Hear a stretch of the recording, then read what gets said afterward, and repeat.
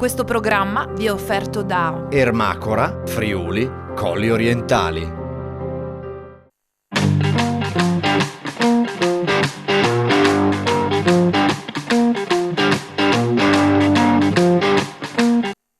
Telespettatori di Telefriuli, bentornati qui al Punto, ben trovato anche al sindaco di Premariacco, Michele De Sabata.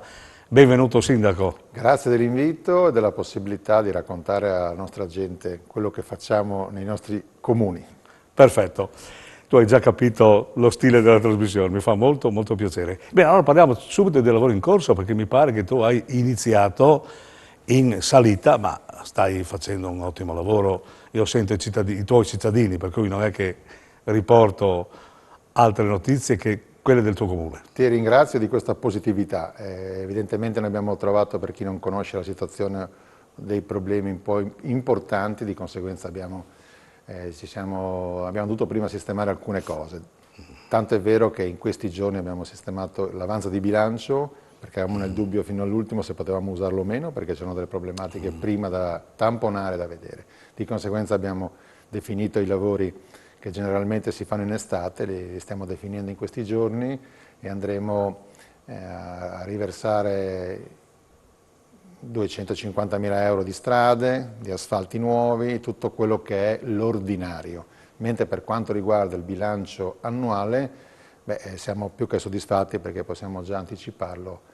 In questi 12 mesi di amministrazione nuova siamo riusciti a portare a Premariacco 5.200.000 euro, che è praticamente il bilancio di solito quinquennale di un comune della nostra portata. Siamo riusciti in questa operazione grazie a un problema grosso, che è quello della discarica di Firmano. Siamo riusciti ad avere dei finanziamenti sia da Roma che dalla Regione, molto corposi, parliamo di 3.200.000 euro, ma quello che più ci gratifica ancora, perché parliamo di sviluppo e parliamo di bellezza anche, perché serve anche la bellezza in un comune, è il finanziamento che abbiamo ricevuto da parte della Regione di una biblioteca che poi diventerà anche la sala consigliare, ed è molto bella. Peccato che non posso farvela vedere, ma dal prossimo anno, dal 1° gennaio... Ci sarà occasione. È assolutamente bella e va a completare quello che la precedente amministrazione aveva fatto, quindi con la scuola nuova.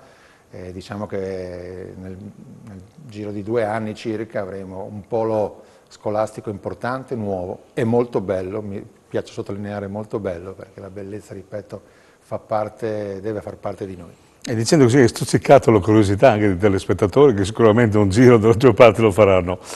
Senti, la questione dell'economia, della microeconomia, no? Perché la pandemia ha ammazzato un po' molte attività, o comunque gli ha creato tante difficoltà, e della macroeconomia nel tuo comune, perché hai qualche azienda che insomma si difende molto bene, no? È arrivata anche qualche azienda grossa, sì, a livello di zona industriale, c'è qualche movimento di un'altra azienda grande che arriverà, ma al di là di questi macro movimenti che poi sono impattanti senz'altro per quanto riguarda l'economia, ma quello che mi piace sottolineare è che ha tenuto botta la piccola economia. Ovviamente il comune è a trazione agricola, quindi parliamo in gran parte di tutto quello che riguarda il mondo del vino. È una zona molto bella e hanno fatto un lavoro, ovviamente sono radici ben profonde, quindi aziende che non hanno sofferto molto, fra virgolette, anzi alcuna, con il discorso degli e-commerce, hanno ampliato la propria vendita, hanno ampliato il proprio plafond di clientela,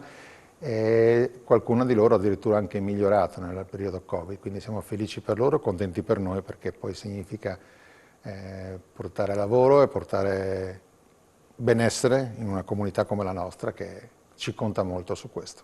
Ecco, facciamo un salto indietro, vediamo un momentino la questione del comune, proprio l'organizzazione. Tu mi dicevi l'ultima volta che siamo sentiti che stavi cercando di organizzare un po' anche la pianta organica, perché effettivamente nuovi servizi, nuovi lavori, occorre anche nuovo personale, no? Siamo riusciti, per quanto riguarda tutto quello che riguarda la manutenzione, finalmente li abbiamo messi a posto, sono arrivati due operai nuovi, mentre per quanto riguarda tutte le persone, i professionisti tecnici, quindi parliamo dei D, ufficio tecnico, eccetera, lì invece ci sono delle difficoltà enormi e qua non ce la facciamo uscire.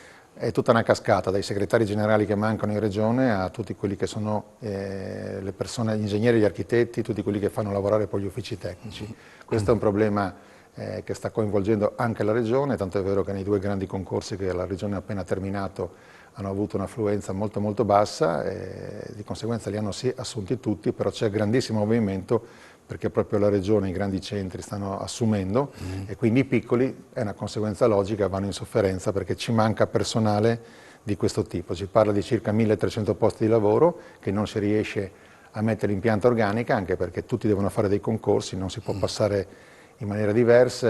Peccato che quella legge che Brunetta ha fatto, dove si può assumere dei professionisti seppur per 2 o 3 anni solo. No, potrebbe essere estesa. Se ce la stendeva giusto, anche a noi sì. comuni in Friuli era una cosa meravigliosa, invece si può fare solo ed esclusivamente per chi ha dei progetti che riguardano il PNR, quindi di conseguenza noi comuni non possiamo farlo, ma ci sarebbe stato di grosso aiuto perché in questo momento qua abbiamo bisogno di professionisti, geometri, architetti, ingegneri che non possiamo ovviamente assumere in maniera diretta, ma dobbiamo passare per concorsi che sono molto lunghi, molto laboriosi, seppur agevolati e seppur fatti in maniera molto più veloce. Ecco, senti, tu parlavi di segretari comunali, no? E tu sei anche membro del CAL, quindi anche hai un confronto col sindaco della regione diretto, con i sindaci della regione diretto, e quindi ne parlate, insomma, perché questo è una spia rossa nel sistema. È un problema gravissimo che ovviamente capisco che per chi ci ascolta da casa diventa quasi incomprensibile, però la figura del segretario generale in un comune non è importante,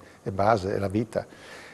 Tendenzialmente è avvocato, spesso è notaio, è una figura apicale di grandissimo livello.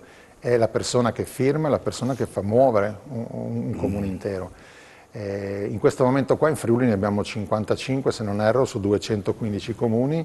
Abbiamo dei segretari generali che a scavalco fanno dai 5, 7, 8, 9 comuni. C'è in Carnia un segretario generale che ne ha ancora molti di più. E mi pare che è stato proprio coinvolto a Codroipo nell'ultimo problema. Il problema che ha avuto Codroipo, che se n'è andato un segretario generale.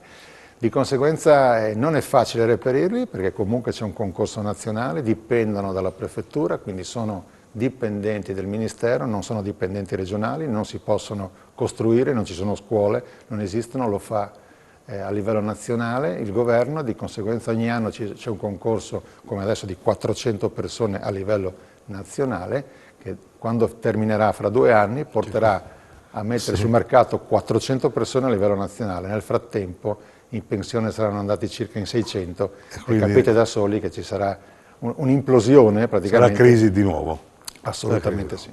Ecco, senti, abbiamo parlato dei segretari comunali, del personale, ma parliamo anche del sindaco, no?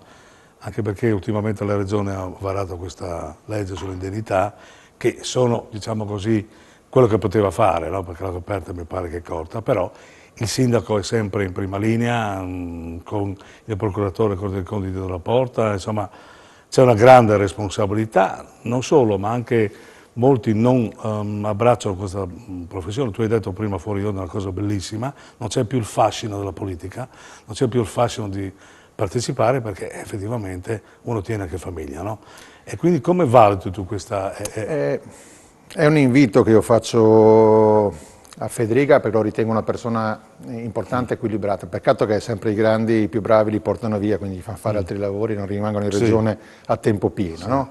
Federica è una di quelle persone che ha capacità di sintesi e la vede lunga. Io conto su di lui perché dal segretario generale anche al sindaco non è più solo un problema economico. Oggi lo vediamo, i dati delle elezioni sono eclatanti per quanto mi riguarda, perché alle comunali in alcuni paesi, in alcune città siamo arrivati anche sotto il 50%, in Friuli al 54% circa di media. È un dato che deve per forza di cose smuovere la politica a livello centrale e dire cosa sta succedendo. No? Manca innanzitutto una scuola perché uno diventi politico, mancano le basi per diventare sindaco innanzitutto. Non ci sono più partiti. E poi una volta che si diventa sindaco si deve avere la possibilità di farlo, perché una comunità, esempio come la nostra Primariacqua da 4.000 persone, il sindaco avrebbe bisogno di farlo a tempo pieno. Farlo a tempo pieno significa poi riconoscergli anche uno stipendio a tempo pieno. Questo non è possibile per varie situazioni che si sono incancrenite negli anni.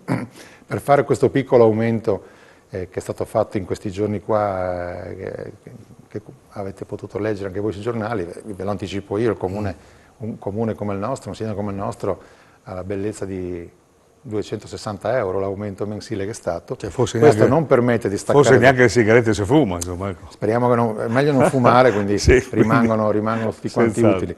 Voglio dire, si è discusso, per fare questo tipo di aumento si è discusso 2 anni e mezzo quasi, 1 anno e mezzo senz'altro per colpa del Covid, ovviamente abbiamo perso un anno, ma poi ci sono delle varie storie dietro per fare questo piccolo aumento, no?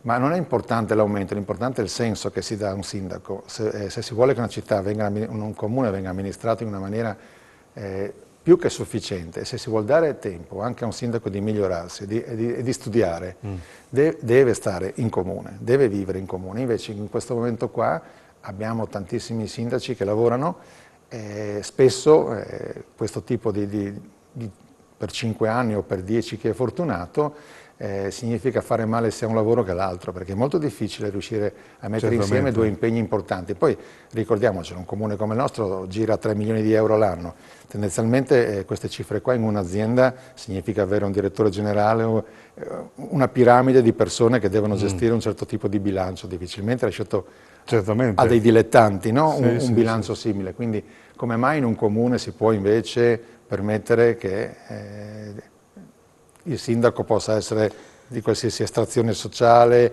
o non possa essere acculturato? Perché questo? Come si può fare? E invece sta succedendo proprio questo, perché tutti se ne vanno, nessuno vuole più fare il sindaco, nessuno vuole più fare il politico e di conseguenza abbiamo un decadimento anche della qualità della politica. Certamente. E attenzione che questi riflessi poi qua si riportano anche su scala nazionale. E questo è un problema che la politica e soprattutto chi è ministro in questo momento deve porsi, altrimenti diventa un deserto, oppure abbiamo molti comuni che hanno solo una lista sola, non c'è sentono nel tuo caso, che meno male che si è messo a disposizione della comunità, perché altrimenti arrivava il commissario. Questa assolutamente è la verità, sì. E sappiamo che una comunità col commissario non è come un sindaco. E non vorrei essere né polemico e neanche che nessuno si offenda. Tutto quello che ho detto l'ho detto proprio su di me, nel senso che una persona come me non dovrebbe diventare sindaco, invece lo diventa perché c'è un'assenza sul territorio di persone portate a questa vocazione, no? Quindi sono io il primo a mettermi in gioco, a dire io faccio di tutto, sto facendo di tutto per migliorare e per diventarlo sindaco o politico, diciamo, no? Perché è una mia ambizione, perché è un mio principio. Però voglio dire, attenzione, che come si fa a dirgli a un architetto, a un dottore, a un ingegnere, fai il sindaco di una città e gli dai 1.100 euro al mese? È impossibile. Se ti ride dietro e non ci sarà mai una qualità, no? Bene, mi pare sia stato molto chiaro. Io comunque mi spendo una parola molto favorevole per te, perché stai facendo un ottimo lavoro e sei un ottimo sindaco. Per cui grazie a te per la partecipazione. Grazie a voi. Auguri a tutti i tuoi cittadini e tenetevi stretto a questo sindaco. Alla prossima.